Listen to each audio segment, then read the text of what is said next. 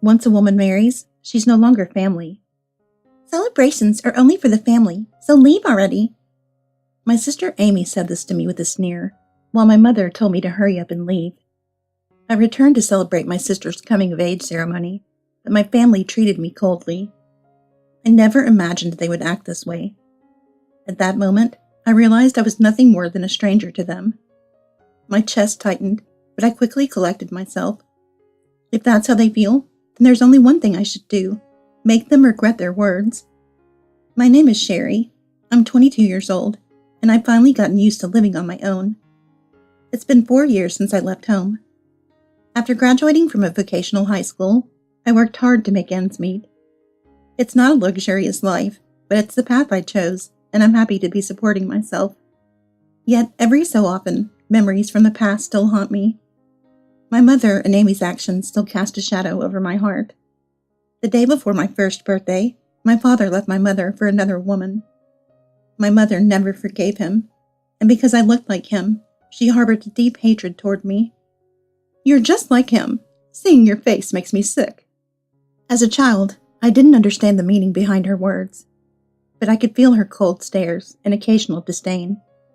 To my mother, I was nothing but a source of resentment. My grandparents initially cared about me, but as my mother constantly asked them for money, they grew distant.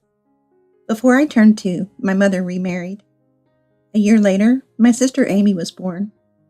My mother, stepfather, and Amy formed a new family. I was never treated as part of it. One day, I watched my mother, stepfather, and Amy pack suitcases. "Where are you going?" "On vacation." I wasn't told anything. "Can I come too?" "Of course not. We'll drop you off at daycare."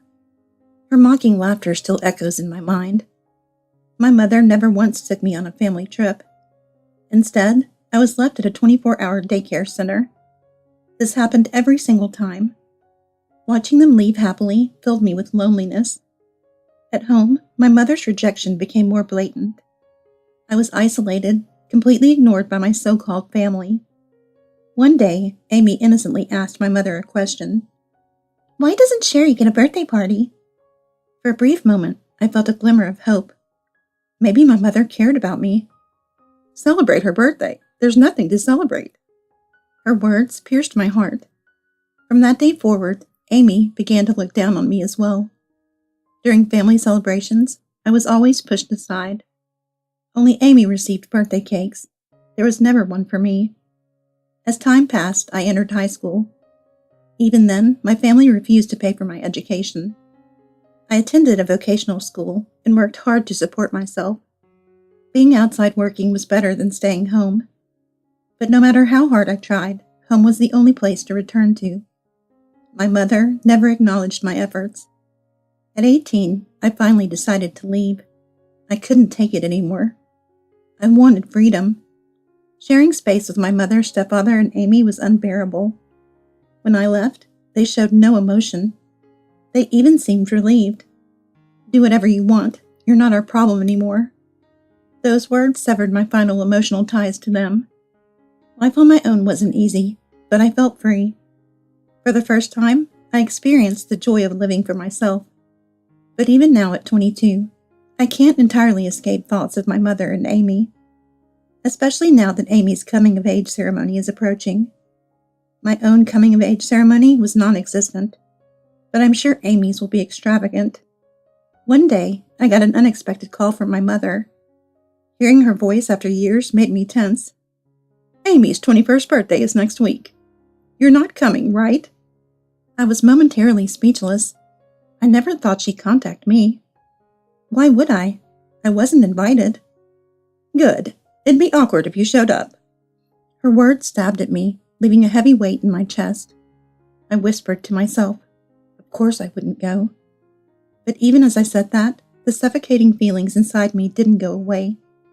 I thought I had severed all ties with them. Why do they still affect me so much? I had chosen my own path, left my family behind, and yet their existence still lingers in my mind. I resolved not to let them control me anymore, but the past is hard to erase. Yet, as an adult, I felt a small desire to face them one more time. Especially Amy. She was about to turn 21, a significant milestone. Regardless of our history, I wanted to celebrate her. So, I bought a cake and a present and decided to visit my family for the first time in years. As I stood in front of the door, my heart raced. It had been years since I'd been here. Of course I was nervous. When I rang the doorbell, Amy answered with a mocking tone. "Who's there?" "Amy, it's me." "Stop joking. I brought a cake, so open the door." After a moment of silence, the door opened abruptly. Without a word, Amy snatched the cake box from my hands and threw it back at me. Shocked, I froze as the cake splattered across the floor. "What are you doing?" "I can't eat food from a stranger." A stranger? That word echoed in my mind.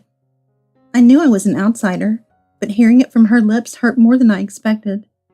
Somewhere deep inside, I had hoped she still saw me as her sister. The betrayal left me speechless. As I stared at the ruined cake, my mother appeared, laughing alongside Amy. "What were you thinking coming here? Did you just come to ruin things?" Her icy words filled me with regret. I should never have come. "Why is she even here? She's not family anymore." My heart sank deeper as I heard my stepfather's voice join in. "Celebrations are for family only. Strangers like you don't belong here." His words froze me in place. Family only? Am I not family? Why? My trembling voice barely escaped my lips. "Of course you're not family. We're not even related." Amy laughed at me. "Did you really think you were one of us?" Their words shattered me. I realized I had always been an outsider. There was nothing left for me here. My mother barked at me. "Clean up that mess before you leave." Numbly, I obeyed. As I cleaned, Amy and my mother-in-law laughed mockingly behind me. "She bought the cake, and now she's cleaning it up herself." "It's pathetic." Their laughter stung, but I focused on finishing quickly. When I was done, I silently headed for the door. "Leaving already? Should have never come, huh?" I didn't respond. As I opened the door, Amy called out behind me. "Don't come back, stranger." Her words echoed in my mind as I stepped outside. The door slammed shut behind me, like the final nail in the coffin of our relationship. I realized I had been clinging to a false hope that something might change. But I was wrong. I am nothing but a stranger to them. Maybe I always was. But I don't need to waste any more time trying to find my place in their lives. I already have a place where I belong. My husband, Don, is waiting for me at home. I met Don through a mutual friend, and it changed my life. At first, I never thought I would get married. I didn't believe I deserved a family of my own. But Don accepted me as I was. He understood my complicated family history without judgment. When I shared my painful memories with him, he simply listened and supported me. "You didn't get to choose your family, but none of that is your fault. The family we create together will be your true home." His words warmed my heart. For the first time, I felt like I truly belonged somewhere. With Don, I learned what happiness is. Our life together is irreplaceable. But I've never told my family about him. I didn't want to invite negativity into our lives. However, news of my marriage somehow reached my family. 3 days after the cake incident, my mother called me unexpectedly. "I heard you got married. Why didn't you tell us something so important?" I paused, surprised by her question, but I responded calmly. "I didn't think it was necessary to tell you." Silence hung on the other end of the line. "Fine, do whatever you want. You'll end up alone anyway." Her words didn't hurt me this time. In a way, I expected them. Instead, I felt reassured by how happy I was with my new life. I wasn't alone. I had Don and the family we were building together. "Family, that won't last." I brushed off her words. I am happy now. No matter what she says, it won't change anything. That phone call marked the final break between us. But just 3 days later, something shocking happened. The doorbell rang unexpectedly. When I opened the door, Amy was standing there. How did she know my address? Still, I invited her in. "What are you doing here?" "I just wanted to see what kind of guy you married." Her voice had a playful tone, but I felt uneasy. Amy had no reason to visit unless she had an ulterior motive. As soon as she entered the living room, her eyes locked on Don. "So this is your husband. Not bad at all. How did someone like you snag him?" I stayed silent, feeling my anger simmering. Don, however, remained composed. "I'm Sherry's husband. Please stop with the unnecessary remarks." Amy looked momentarily surprised by his directness, but quickly recovered. She stepped closer to Don, reaching out with a sickly sweet smile. "Don't be so stiff. Let's have some fun. Sherry won't mind, will she?" I couldn't believe her audacity. But Don didn't waver. "I'm not interested. My happiness is with my wife. Please stop this behavior." I felt a wave of gratitude for Don's unwavering loyalty. Amy shrugged, her smile fading into a cold smirk. "Whatever. I don't care about your happiness anyway." Her flippant attitude made my decision clear. "You don't need people like her in your life, Sherry. For your sake and ours, it's best to cut ties." His words mirrored my own thoughts. Amy and the rest of my family had no place in our lives anymore. It was time to let go. After Amy's visit, I made an important decision. For years, I had been sending money to my family. I paid for Amy's tuition and even helped with the mortgage on their home. I did all this despite the way they treated me, hoping they'd someday accept me as part of the family. But after the incident with Amy, I realized I no longer owed them anything. I decided to stop the financial support immediately. When I told Don, he smiled gently and nodded. "That's the right choice, Sherry. You've done more than enough. Now it's time to focus on yourself." His words lifted a weight off my shoulders. Cutting off the money felt like reclaiming my freedom. I filed all the necessary paperwork and stopped the payments. For the first time, I felt a sense of relief. A month later, my peaceful routine was interrupted by loud banging on the door. I opened it to find my mother and Amy standing there furious. "Why didn't the tuition payment go through?" "The landlord is threatening eviction." Their accusations didn't surprise me. In fact, I had been expecting this confrontation. I took a deep breath and explained calmly. "I stopped the payments because I'm no longer responsible for you. I even sold the house to recover what I already paid." Their shocked faces were almost comical. "What do you mean you sold the house?" "You made it clear I'm not part of your family, so I have no obligation to support you." "But what about my tuition? I can't finish school without it." "That's your responsibility now, not mine. I won't fund a family that doesn't include me." "You can't do this. After everything I've done for you." "Done for me? You mean the years of neglect and cruelty? I owe you nothing. My decision is final." Mother and Amy tried to argue, but I stood firm. Their anger turned to desperation as they realized I wouldn't budge. "You'll regret this." "You're the worst sister ever." Their words didn't affect me anymore. I had finally let go of the hope that they would change. A week later, their harassment escalated. They showed up daily, shouting outside my home, and even contacting Don's parents. My in-laws were understanding but concerned. "They've crossed a line." "You need to take action before it gets worse." Don suggested we involve the police. At first, I hesitated, but I knew it was the right thing to do. I gathered evidence from our security camera and filed a report. The police treated it as a family matter and were slow to act, but I didn't give up. Finally, after another disruptive incident, they intervened.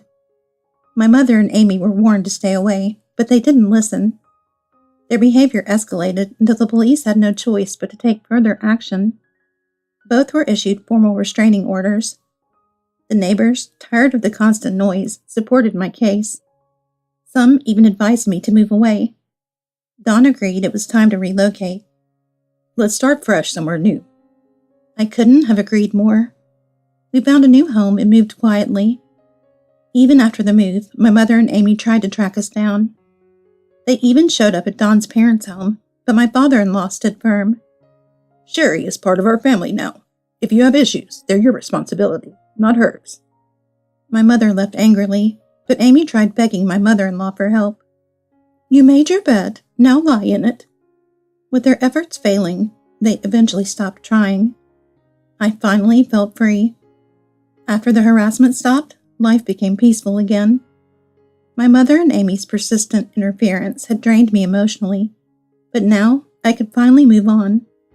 Dawn and I settled into our new home, focusing on building a future together. The love and support from my in-laws strengthened my resolve to leave the past behind. They treated me like their own daughter, something I had never experienced before. "Sherry, your family, whatever happens, will always be here for you." Their words gave me a sense of security I had never known. Meanwhile, my mother and stepfather's relationship deteriorated further. Without my financial support, their fragile bond unraveled.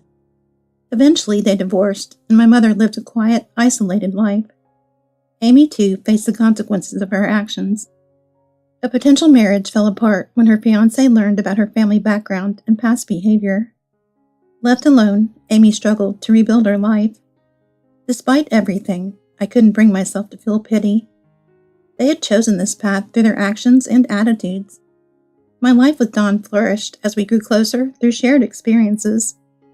Together, we faced challenges and celebrated successes, always supporting each other. "We've been through so much, but look at where we are now."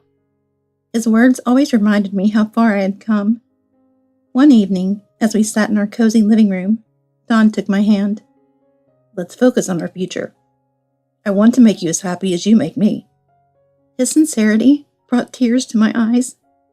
I finally felt like I belonged somewhere, with someone who truly cared for me. The shadows of my past no longer loomed over me. I had found my place in the world, a place where I was loved and valued. The peace and stability Dawn and I shared became the foundation for our happiness. Even as memories of my family occasionally resurfaced, they no longer had the power to hurt me. Dawn's family became the family I had always longed for. Their warmth and acceptance healed wounds I thought would never mend. For the first time, I felt free to live my life fully without fear or guilt. Dawn's father's words often echoed in my mind. "Family isn't just about blood. It's about the bonds you choose to nurture." Those bonds, I realized, were the ones I would cherish forever. Looking back, I saw my struggles with my mother and Amy as a painful but necessary part of my journey. They had taught me resilience and the value of true family. As Dawn and I moved forward, I knew I had finally found my home.